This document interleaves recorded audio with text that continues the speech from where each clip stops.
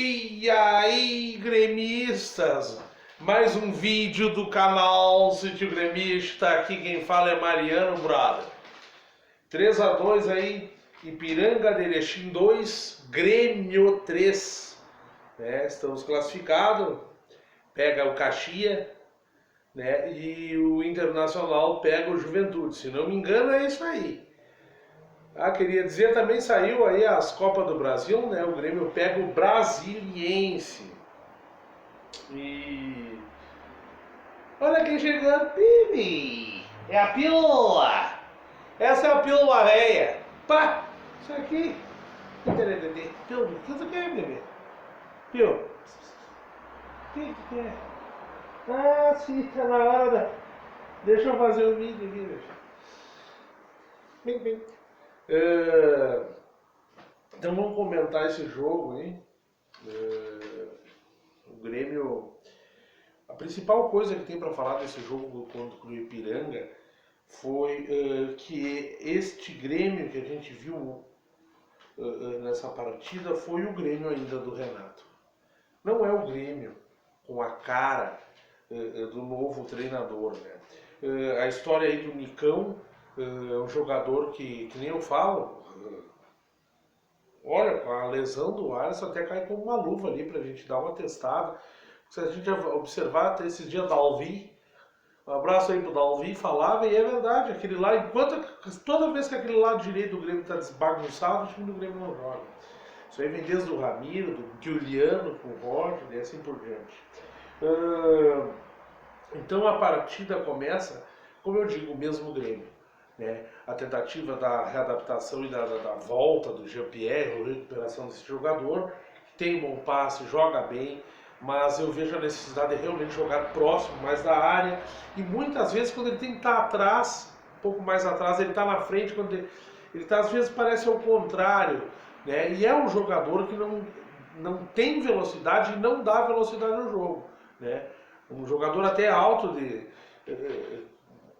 passada larga, assim, mas realmente lento, mas de grande categoria, e ontem, mais uma vez, sempre deixa a desejar. A lateral esquerda com Cortez é uma coisa absurda, né? E o Grêmio tentou jogar muito pelo lado direito, né? Com o Ferreirinha, e pelo lado esquerdo com o Ferreirinha, e mais uma vez... outra coisa característica do Grêmio é não ter um companheiro pro ponta esquerda que geralmente se sobressai nos times do Grêmio, né? Tem Léo Pereira, que marcou um tento jogando do lado direito, do lado do Alisson, muita movimentação e vontade de jogar, gostei do guri. E o time do Grêmio pressiona, mas demora para criar, toca muita bola para trás, acaba perdendo a bola e erros crassos de posicionamento. Né? A zaga do Grêmio, o Grêmio precisa da volta da zaga titular ou de uma recuperação, uma zaga nova, porque até esse dia eu gosto do Rodrigues e tal, mas cara, muito mal. Aos 8 minutos já começa o problema da bola aérea. Eu acho que 99, 98, 100% da bola alçada na área se sobressaiu os jogadores do Ipiranga de Erechim, minha gente.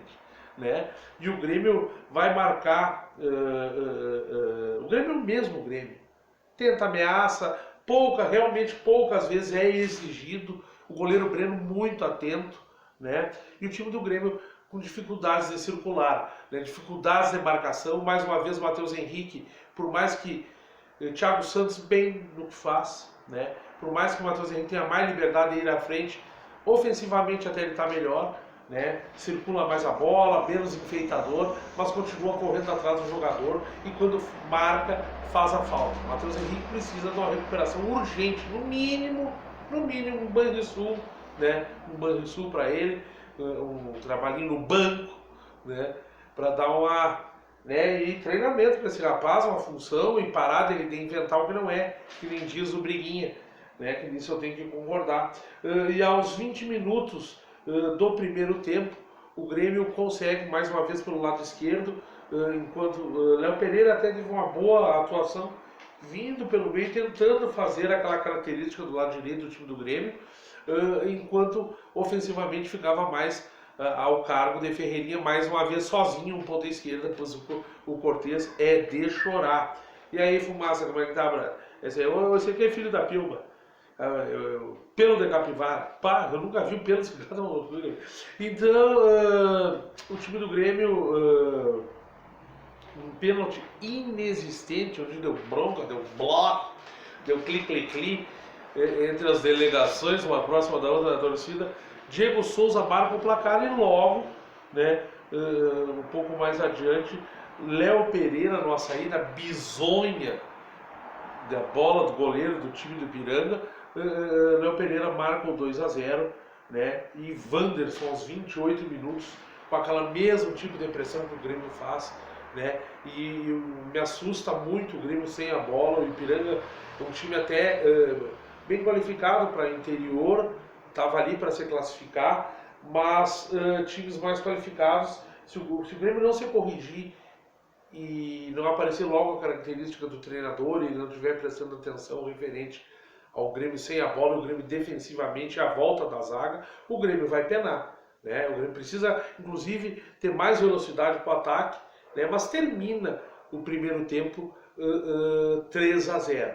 E o que prova realmente ainda ser o time do Renato é o Nana Nenê, o Soneca, né, o Soninho, como é que é o apagão, sei lá, cara, o Nana Nenê, né, essa Soninho, né, que aí deixa os caras fazer 2-0, né, primeiro um chutaço do cara numa jogada ensaiada e um erro defensivo mais uma vez em bolas paradas, né, por mais que tenha sido rasteiro. O Grêmio sofreu muito o jogo inteiro com bola cruzada na área, né? Mas ainda assim, né, devido à superioridade, vamos dizer assim, técnica dos jogadores, substituições que ajudaram defensivamente o time do Grêmio, o Grêmio conseguiu segurar o jogo, mas o Grêmio precisa mudar, precisa ter a característica do novo técnico e corrigir problemas graves que existem nesse time, porque às vezes parece estar jogando um campeonato de condomínio. E aí fica xarope. É isso aí, estamos na semifinal do Gauchão. Dale Grêmio!